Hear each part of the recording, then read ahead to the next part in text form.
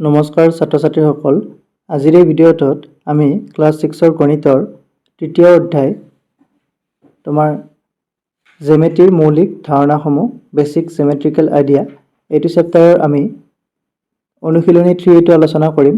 ইয়াৰ আগতে তোমালোকক কি কৰিছো, ইয়াৰ 3 এৰ আগত যিখিনি বেসিক আছিল, যিখিনি তোমালোকে জানিবলগীয়া কথা আছিল, সেইখিনি মই আলোচনা কৰিছো। তোমালোকে আগৰ ভিডিঅ'টো চাই লবা। মই ইয়াৰ লিংকটো দি দিম আৰু ইয়াত প্লেলিষ্ট এটা বনাই দিছো। তোমালোকে প্লেলিষ্টৰ পৰা গোটেইখিনি ভিডিঅ' চাব পাৰিবা। মই কি কৰিছো, প্ৰতিটো চেপ্টাৰতে তোমাৰ পাৰ্ট 1 পাৰ্ট 2 তেনেকুৱাকৈ ভিডিঅ'বিলাক দি দিছো। বুজি পাইছা? এইটো চেপ্টাৰত তোমাৰ পাৰ্ট 1 ৰ পৰা ষ্টাৰ্ট হ'ব। যিখিনি তোমাৰ যেগেটা অনুশীলনী আছে এক্সাৰসাইজ আৰু তাৰ যিখিনি বেসিক ভিডিঅ' আছে গোটেইখিনি আপলোড দিয়া আছে, তোমালোকে চাই ল'বা। তোমালোকে স্কুলত শিকালেও যদি তোমালোকৰ কিবা ডাউট থাকে চাব পাৰা আৰু তাৰ পিছতো তোমালোকে এবাৰ ভালদৰে চাই ল'বা, কাৰণ বেসিক কনসেপ্টখিনি জানিলে তোমালোকৰ পিছলৈ বহুত ইজি হৈ যাব। এতিয়া 3 এইটো চাওক। প্ৰথমটো আছে তোমাৰ 1 নম্বৰত আছে কাষৰ চিত্ৰৰ পৰা বিন্দু, ৰেখাখণ্ড, ৰেখা আৰু ৰশ্মিবোৰ বাছি উলিওৱা। এতিয়া কাষত চিত্ৰ এটা দিয়া আছে, চোৱা। এইটো চিত্ৰ। এই চিত্ৰৰ পৰা তোমাৰ বিন্দু, ৰেখা এইবিলাক বাছি উলিয়াব দিছে আৰু মই তোমালোকক বিন্দু, ৰেখাখণ্ড, ৰেখা, ৰশ্মি কাক বোলে অলৰেডি মই বুজাই দিছো। তোমালোকে চাই ল'বা। সো ওৱান সলিউশন একৰ সমাধান কি হ'ব তোমাৰ? প্ৰথমতে আমি বিন্দু কেইটা চিনাক্ত কৰিম। বিন্দু, ইয়াত বিন্দু কি কি হ'ব চোৱা। প্ৰথম হ'ব তোমাৰ A, তাৰপিছত B, C হ'ব, D হ'ব আৰু E হ'ব, লগতে O হ'ব। বুজি পাইছা? ইয়াত কিতাপত এইটো তোমাৰ চিনি নোপোৱা হৈ গৈছে। এইটো তোমালোকে এইটো ভালদৰে দি ল'বা। এইটো এটা C আছে আৰু এইফালে O আছে। বুজি পাইছা? কিতাপত এইটো চিনি নোপোৱা হৈ আছে। তোমালোকৰ কিতাপত ভালদৰে থাকিব পাৰে। মই যিখন কিতাপত চাইছিলো সেইখনত তোমাৰ ওভাৰলেপ হৈ গৈছে। সো বিন্দুকেইটা তোমালোকে বুজি পালা। এতিয়া আমি চাম ৰেখাখণ্ড। ৰেখাখণ্ড, ৰেখাখণ্ড কি কি হ'ব চোৱা। ৰেখাখণ্ড ইয়াত কি কি হ'ব? ইয়াত তোমাৰ AC হ'ব। ৰেখাখণ্ডৰ ওপৰত এডাল আস্তানি দিয়ে। ঠিক তেনেকৈ তোমাৰ AO হ'ব, OB হ'ব, তাৰপিছত তোমাৰ AB হ'ব। বুজি পাইছা? BD হ'ব, BD লগতে তোমাৰ DE হ'ব, তাৰপিছত তোমাৰ DC হ'ব। বুজি পাইছা? DC বা CE হ'ব, CE। আৰু এইফালে মাজতো আছে কেইডালমান, মাজৰ কেইডাল দেখিছা? ইয়াত এনেকুৱাকৈ আছে, এইকেইডালো হ'ব তোমাৰ, এই তিনিডাল। অৰ্থাৎ তোমাৰ EO হ'ব আৰু আছে তোমাৰ CO আছে আৰু আছে তোমাৰ DO। সো এইকেইডাল কি পালো আমি? ৰেখাখণ্ড পালো। এতিয়া বিন্দু হ'ল, ৰেখাখণ্ড হ'ল আৰু কি চাব দিছে আমাক? ৰেখা। ইয়াত ৰেখা কি কি আছে চোৱা। ইয়াত ৰেখা আছে তোমাৰ, ৰেখা হ'ব লাগিলে কি হ'ব লাগিব? দুই পিনে তোমাৰ গৈ থাকিব লাগিব। এতিয়া চোৱা কাৰ্চিন ক'ত আছে? এইডাল তোমাৰ ৰেখা, এইডাল তোমাৰ ৰেখা। এই দুজন আমি ৰেখা পালো। অৰ্থাৎ ৰেখা ইয়াত দুডালে আছে। এডাল হ'ব তোমাৰ AB, ৰেখাৰ ওপৰত এনেকুৱাকৈ দিব লাগে, আৰু এডাল হ'ব তোমাৰ AB আৰু CD হ'ব, CD। পাইছা বুজি? তাৰপিছত আছে তোমাৰ ৰশ্মি। ৰশ্মি, ৰশ্মি কোনটো হ'ব চোৱা। ৰশ্মি ইয়াত বহুত কেইডাল হ'ব। কেনেকৈ হ'ব চোৱা। ৰশ্মি তোমাৰ এইটো বিন্দু ল'লে CE এডাল ৰশ্মি হ'ব। বুজি পাইছা? ঠিক তেনেকৈ ইফালৰ পৰা ইফালে যদি আমি গুচি যাওঁ, ED এডাল ৰশ্মি হ'ব। ঠিক তেনেকৈ তোমাৰ এইটো বিন্দুৰ পৰা OA এডাল হ'ব, OB এডাল হ'ব। বুজি পাইছা নিশ্চয়? চাৰিডাল পালোৱে আমি। ঠিক তেনেকৈ তোমাৰ এই চাৰিডাল ৰশ্মি পালো, তাৰ লগতে তোমাৰ EO এডাল হ'ব। পাইছা বুজি? 5ডাল হ'ব। ঠিক তেনেকৈ তোমাৰ AC, এইফালে তোমাৰ কাৰ্চিনটো আছে, AC এডাল হ'ব আৰু BD এইডাল হ'ব। ইয়াত কাৰ্চিন দিয়া আছে, তোমালোকে ভালদৰে চাই ল'বা। কাৰ্চিন য'ত য'ত থাকিব তোমাৰ সেইকেইডালেই হ'ব ৰশ্মি। আৰু ৰেখা বুলি ক'লে দুই পিনে কাৰ্চিন থাকিব লাগিব। ৰশ্মি বুলি ক'লে এফালে থাকিলে হ'ব। সো ইয়াতে কি লিখিম আমি এটা হ'ব তোমাৰ OA তাৰপিছত তোমাৰ OB তাৰপিছত তোমাৰ EO বুজি পাইছা তাৰপিছত তোমাৰ EC পাইছা না বুজি ঠিক তেনেকৈ তোমাৰ ED তাৰপিছত AC হ'ব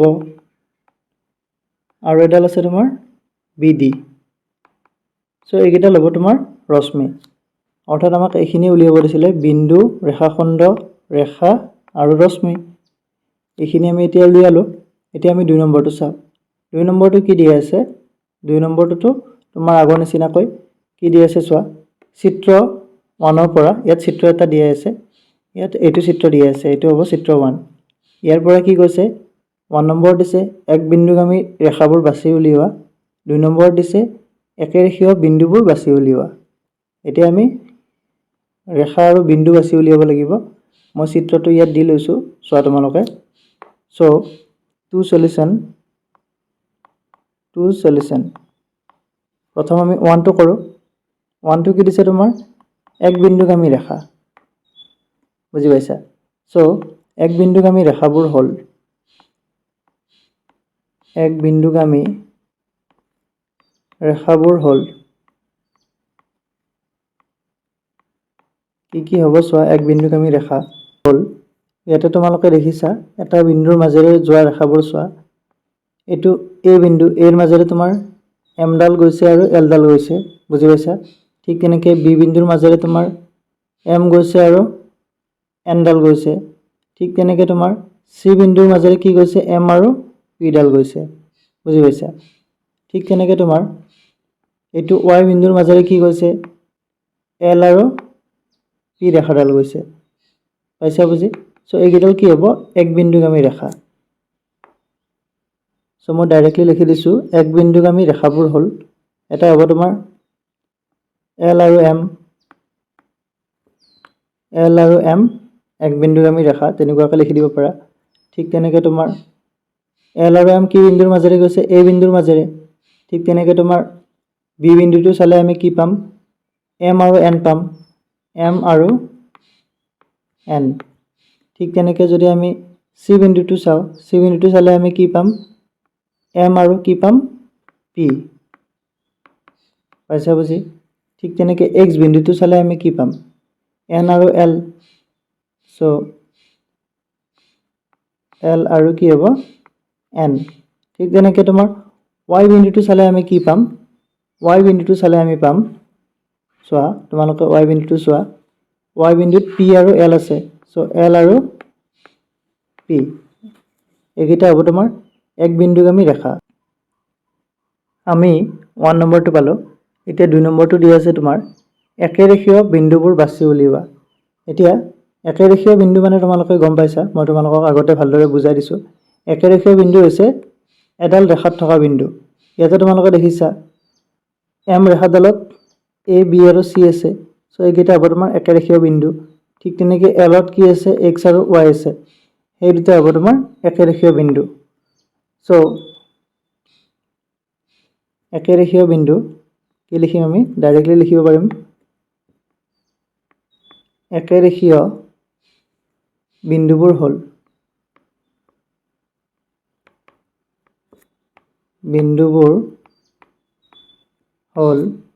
একেৰেখীয় বিন্দু কি হ'ব চোৱা আমি যদি M ৰেখাডালৰ বাবে চাওঁ M ৰ বাবে ইয়াত চোৱা M ৰশ্মিডালত কি হৈছে তোমাৰ ABC তিনিটা আছে ABC এইকেইটা হ'ব তোমাৰ একেৰেখীয় বিন্দু ঠিক তেনেকৈ তোমাৰ L ত চোৱা L ৰ বাবে L ত কি হ'ব তোমাৰ L ত তোমাৰ দুটা বিন্দু আছে X আৰু Y এইকেইটা হ'ব তোমাৰ একেৰেখীয় বিন্দু পালা বুজি এতিয়া আমি চাম তোমাৰ 3 নম্বৰটো কি দিয়া আছে চোৱা 3 নম্বৰটো দিয়া আছে উত্তৰ লিখা ইয়াত আমাক কুৱেশ্যন কৰিছে প্ৰথমটো আছে তোমাৰ এটা নিৰ্দিষ্ট বিন্দুৰে কেইডাল ৰেখা টানিব পাৰি সো এইটো তোমালোকে সকলোৱে জানিবা এটা নিৰ্দিষ্ট বিন্দুৰে তোমাৰ অসংখ্য ৰেখা টানিব পাৰি চ' মই এনচাৰটো ভালদৰে লিখি দিছোঁ বাৰু। চ' 3 এনচাৰ, 3টো চাওঁ আমি। 3 সলিউশ্যন। 1টো কি দিয়া আছে? এটা নিৰ্দিষ্ট বিন্দুৰে কেইডাল ৰেখা টানিব পাৰি। চ' তোমালোকে কি লিখিব লাগিব? এটা নিৰ্দিষ্ট বিন্দুৰে তোমাৰ অসংখ্য ৰেখা টানিব পাৰি। পাইছা বুজি?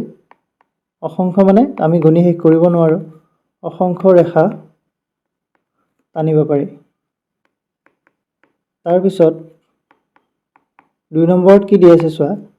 2 নম্বৰত দিয়া আছে তোমাৰ দুটা নিৰ্দিষ্ট বিন্দুৰে কেইডাল ৰেখা টানিব পাৰি। এতিয়া তোমালোকে চোৱাচোন, এইটো এটা যদি বিন্দু হয়, ইয়াৰ মাজেৰে আমি যেনেকৈ ৰেখাবিলাক টানিব পাৰিম। কিন্তু যদি দুটা বিন্দু দিয়া থাকে আমাক, এইটো আৰু এইটো, দুটা বিন্দুৰ মাজেৰে আমি কেৱল এডাল ৰেখা টানিব পাৰিম। চ' ইয়াত আমি কি লিখিব লাগিব? দুটা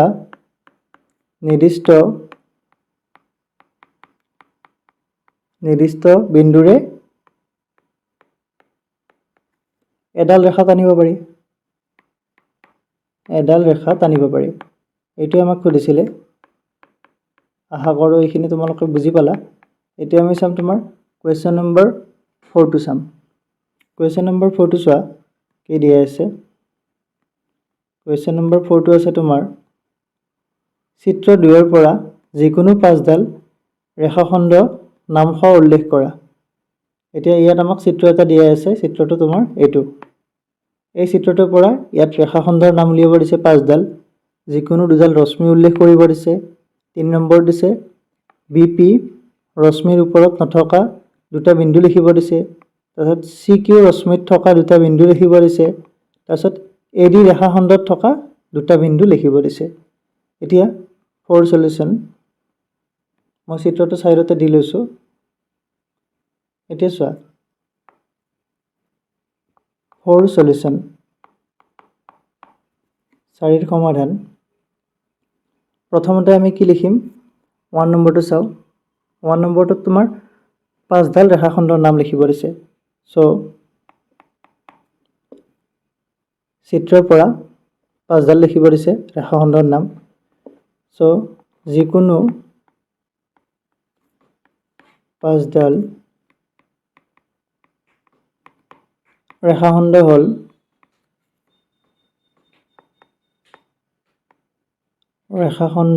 হ'ল চিত্ৰৰ পৰা বুলি লিখি দিব পাৰিবা তোমালোকে। চিত্ৰৰ পৰা যিকোনো 5ডাল ৰেখাখণ্ড হ'ল চিত্ৰৰ পৰা আমি ছবিটো চাই পিনে লিখিব লাগিব। চিত্ৰৰ পৰা যিকোনো 5ডাল ৰেখাখণ্ড হ'ল। চোৱা ৰেখাখণ্ডৰ আমি ওপৰত কি দিব লাগে? আঁচ এডাল টানি দিব লাগে। চ' AB এডাল হ'ব। ঠিক তেনেকৈ তোমালোকে BC লিখিব পাৰা, CD লিখিব পাৰা, 3ডাল হ'ল। ঠিক তেনেকৈ তোমালোকে AC লিখিব পাৰিবা। তাৰপিছত তোমালোকে BD লিখিব পাৰিবা। বুজি পাইছা মই কি লিখিছোঁ? AB এডাল ৰেখাখণ্ড, ঠিক তেনেকৈ তোমাৰ BC এডাল ৰেখাখণ্ড, CD এডাল ৰেখাখণ্ড, AC এডাল ৰেখাখণ্ড আৰু এডাল হ'ব তোমাৰ BD এডাল ৰেখাখণ্ড। এতিয়া 2 নম্বৰত চাওঁ আমি। 2 নম্বৰত আমাক কি লিখিব দিছিলে? যিকোনো 2ডাল ৰশ্মি উল্লেখ কৰা। যিকোনো 2ডাল ৰশ্মি, যিকোনো 2ডাল ৰশ্মি। বুজি পাইছা? 2ডাল ৰশ্মি ইয়াৰ পৰা তোমালোকে লিখিব পাৰিবা। যিকোনো 2ডাল ৰশ্মি কি হ'ব চোৱা। ৰশ্মি বুলি ক'লে তোমাৰ কি হ'ব? এটা বিন্দু থাকিব। এটা বিন্দুৰ পৰা ইফালে তোমাৰ কাৰ্চিন থাকিব। চ' তোমালোকে AP ল'ব পাৰা বা BP ল'ব পাৰা। ঠিক তেনেকৈ তোমালোকে CQ ল'ব পাৰা। তোমালোকৰ ইচ্ছামতে দুটা লৈ ল'বা। চ' মই ল'লোঁ এটা তোমাৰ BP আৰু এটা কি ল'ম তোমাৰ CQ ল'লোঁ। এই দুডাল কি হ'ব? ৰশ্মি। এতিয়া 3 নম্বৰত চাওঁ আমি কি সুধিছে? BP ৰশ্মিৰ ওপৰত নথকা দুটা বিন্দু। চ' BP ৰশ্মিৰ ওপৰত নথকা দুটা বিন্দু তোমালোকক লিখিব দিছে। ৰশ্মিৰ ওপৰত নথকা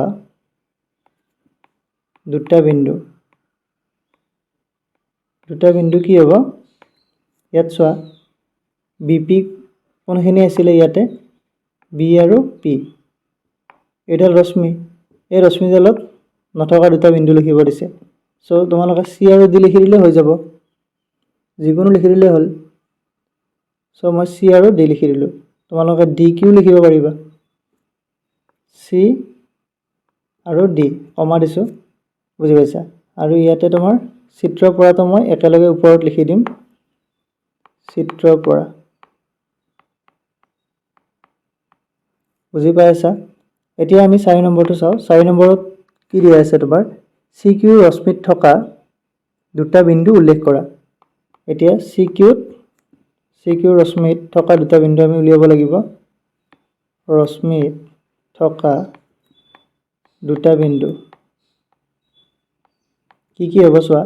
চি কিউ মানে হৈছে তোমাৰ এইখিনি, এইডাল ৰশ্মি, এইডালত থকা দুটা বিন্দু কি কি হ'ব?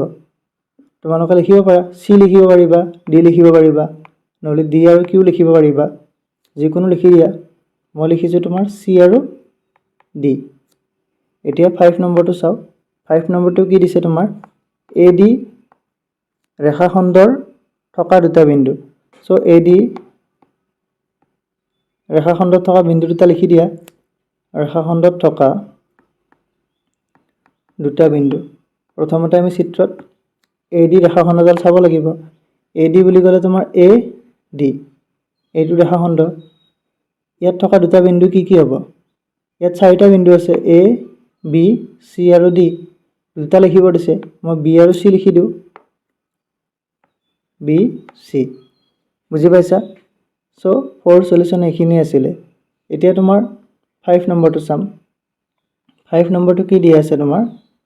চোৱা, 5 নম্বৰটো আছে শুদ্ধবোৰত ৰাইট আৰু অশুদ্ধবোৰত ৰং চিন দিয়া। এতিয়া শুদ্ধ অশুদ্ধ চাব দিছে। ইয়াত মই সলিউশ্যনটো ইয়াতে কৰি দিম, এক্সট্ৰা কৰি আৰু বেলেগত নকৰোঁ। এডাল ৰেখাৰ মূল বিন্দু দুটা। এতিয়া তোমালোকে গম পাইছা ৰেখা এডাল কেনেকুৱা ধৰণৰ? এইডাল ৰেখা হ'ব, এডাল ৰেখাখণ্ড হ'ব। ৰেখা হ'লে তোমাৰ এনেকুৱাকৈ গৈ থাকিব। এডাল তোমাৰ ৰেখা। ইয়াৰে মূল বিন্দু দুটা বুলি কৈছে, এইটো শুদ্ধ নহ'ব, এইটো কি হ'ব? অশুদ্ধ হ'ব। বুজি পাইছা? কাৰণ ৰেখাৰ মূল বিন্দু নাথাকে, ই গৈ থাকে।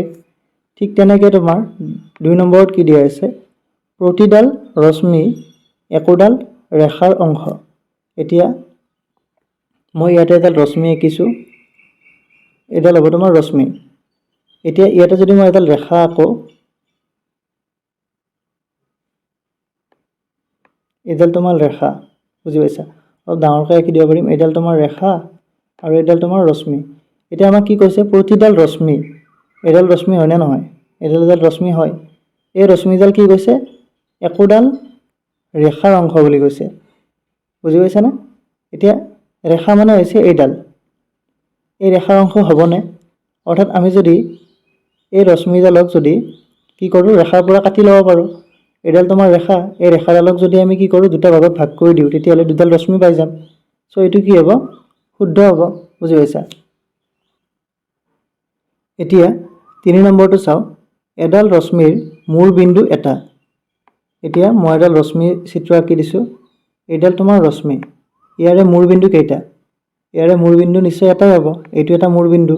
আৰু এইফালে মূল বিন্দু নাথাকে, এইফালে গৈ থাকিব। চ' এইটো এটা কি হ'ব? শুদ্ধ। এতিয়া 4 নম্বৰটো চাওঁ। 4 নম্বৰটো দিয়া আছে ৰেখাখণ্ডৰ নিৰ্দিষ্ট দিশ থাকে। অবভিয়াছলি ৰেখাখণ্ডডালৰ নিৰ্দিষ্ট দিশ থাকিব। এইডাল যদি ৰেখাখণ্ড হয়, ইয়াক আমি জুখি উলিয়াব পাৰিম। চ' এইটো কি হ'ব? শুদ্ধ হ'ব। তাৰপিছত 5 নম্বৰটো দিছে যে ৰেখাখণ্ডৰ মূল বিন্দু নাই। এতিয়া তোমালোকে চোৱাচোন, এইডাল ৰেখাখণ্ড, এই ৰেখাখণ্ডৰ শেষত কি দুটা বিন্দু আছে? এইফালে এটা বিন্দু আৰু এইফালে এটা বিন্দু। ইয়াত মূল বিন্দু নাই বুলি কৈছে, কিন্তু মূল বিন্দু আছে। চ' এইটো কি হ'ব? তোমাৰ অশুদ্ধ হ'ব। তোমালোকে কুৱেশ্যনটো চাই গম পাইছা, এইটো কি হ'ব? অশুদ্ধ হ'ব। পালা বুজি? এতিয়া 5 নম্বৰটো হৈ গ'ল। এতিয়া আমি চাম 6 নম্বৰটো। 6 নম্বৰটো শেষৰটো কুৱেশ্যন এইটো। 6 নম্বৰটো কি আছে চোৱা।